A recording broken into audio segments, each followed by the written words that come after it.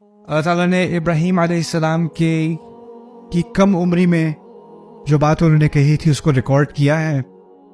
الذی خلقنی فہو یہدینی والذی هو یطعمنی ویسقینی واذا مرضت فہو یشفینی والذی یمیتنی ثم یحیینی. جس نے مجھے بنایا اور وہی ہے جو مجھے ہدایت دیتا ہے، وہی ہے جو مجھے کھلاتا ہے اور پلاتا ہے، اور جب میں بیمار ہو جاتا ہوں تو وہی ہے جو مجھے شفا دیتا ہے، اور وہی ہے جو مجھے موت دے گا اور پھر حیات دے گا. ان آیات میں تھوڑی تھوڑی چیزیں جو ہیں وہ نوٹ کرنے والی. فَإِذَا مَرِضْتُ فَهُوَ يَشْفِينِ، ہر فعل کی نسبت اللہ تعالیٰ کی طرف ہے. نوٹ کریں، بنایا، ہدایت دی، کھلایا، پلایا، شفا دی، موت دی، حیات دی. ایک فعل ہے جس کی نسبت اللہ تعالیٰ کی طرف نہیں ہے. اذا مرضت، جب میں بیمار ہو جاؤں. جب میں بیمار ہو جاؤں، یہ نہیں کہا جب مجھے بیمار کیا تو مجھے شفا دے. اللہ مسبب الاسباب ہے، ہر چیز اللہ تعالیٰ کی طرف سے ہوتی ہے، لیکن ایک اسلوب کلام میں ایک ادب ہوتا ہے. ابراہیم علیہ السلام نے اللہ تعالیٰ کے بارے میں مرض کو ان کی نسبت مرض سے نہیں کی، اپنے اوپر کر لی. میں بیمار ہو جاتا ہوں، شفا وہ دیتا ہے. وَإِذَا مَرِضْتُ فَهُوَ يَشْفِينِ. دوسری چیز یہاں نوٹ کریں دوبارہ، جو افعال ہیں اللہ تعالیٰ کے وہ کیا ہیں؟ بنایا، ہدایت دی، کھلایا پلایا، شفا دی، موت دی، زندگی دی. یہ تمام اللہ تعالیٰ کے کرنے کے کام ہیں. اور ان میں سے بہت سارے افعال ایسے ہیں جو کوئی بھی اللہ پر ایمان لاتا ہے نا تو اس کا ان چیزوں پر ایمان ہوتا ہے کہ موت اور زندگی تو اللہ کے ہاتھ میں ہے، بنانے والا تو خدا ہے، ٹھیک ہے. لیکن کچھ افعال ایسے ہیں جو ہم روز مرہ کی زندگی میں ہمیں ان کی زیادہ ضرورت ہوتی ہے، ان کو یاد رکھنے. اللہ نے مجھے بنایا، یہ معلومات آپ کی، یہ بات معلوم ہونا میرے لیے ضروری ہے، لیکن اس کا روز یاد رکھنا اتنا ضروری نہیں ہے.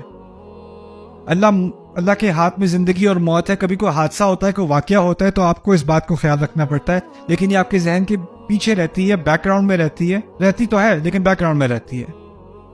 لیکن کچھ اللہ تعالیٰ کے افعال ایسے ہیں جس کا اصل میں ہمارے ایمان پر روز بہت زیادہ اثر ہوتا ہے، اور وہ ہیں ہدایت، کہ ہدایت دینے والا اللہ ہے. یعنی میں روز اللہ سے ہدایت طلب کر رہا ہوں، اس کے پاس جا رہا ہوں. اسی طرح مجھے یاد رہے ہر روز کہ جو میں رزق میرے پاس آ رہا ہے وہ میری وجہ سے نہیں آ رہا، وہ کسی اور کے ہاتھ میں نہیں ہے. کوئی میرا نقصان نہیں کر سکتا جو اللہ نہیں کرنے دے گا. میرا کوئی فائدہ نہیں ہونے والا جو اللہ نہیں، میرا فائدہ نہیں ہوگا جو اللہ نہ چاہے، میرا کوئی نقصان نہیں ہوگا جو اللہ نہ چاہے. تو اس کو سامنے رکھتے ہوئے آپ دیکھیں کہ جو ہوا کا لفظ ہے نا، وہ ان چیزوں کے لیے آیا ہے جو روز ہمیں آسانی سے بھول جاتی ہیں. جو بڑی بڑی باتیں خدا کے بارے میں ہیں جو سب مانتے ہیں، بنانے والا وہ ہے، زندگی دینے والا وہ ہے، موت دینے والا وہ ہے، وہاں کہا ہے خلقنی یمیتنی یحیینی. لیکن ہدایت کے بارے میں یہ نہیں کہا یہدینی، کہا فہوا، وہی تو ہے جو ہدایت دیتا ہے. اور میں نے پچھلے سیشن میں آپ سے کہا تھا نا کہ الاثبات علی غیر الفاعل، اگر میں کہوں میں تھوڑی ہوں جو بات کر رہی تھی، کس کی طرف اشارہ ہے؟ کسی اور کی طرف. اگر کہیں نا وہی تو ہے جو ہدایت دیتا ہے، اس میں اشارہ کس بات کی طرف ہے؟ کوئی اور تھوڑی.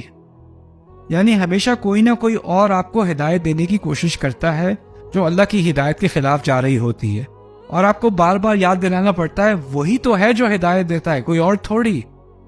اور اسی طرح ہوا یطعمنی ویسقینی، وہی تو ہے جو کھلاتا ہے. یعنی آپ کو کبھی لگے کہ آپ اگر حق بات کر دو گے تو آپ کی جاب چلی جائے گی، آپ صحیح بات کرو گے تو بزنس میں نقصان ہو جائے گا، اگر میں ان کی مرضی کے خلاف یا ان کا موڈ خراب ہو گیا تو پھر میری تو شامت آ جائے گی. تو کیا بات بھول جاتا ہے انسان کہ کھلانے والا میرا باس نہیں ہے، کھلانے والا یہ پروفیسر نہیں ہے، کھلانے والے یہ نہیں ہے، اصل میں کھلانے والا اور پلانے والا میرا رب ہے. تو وہاں مزید اہتمام کیا، وہی تو ہے جو کھلاتا پلاتا ہے. الذی ہوا یطعمنی ویسقینی.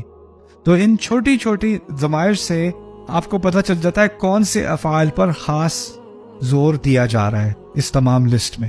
ٹھیک ہے.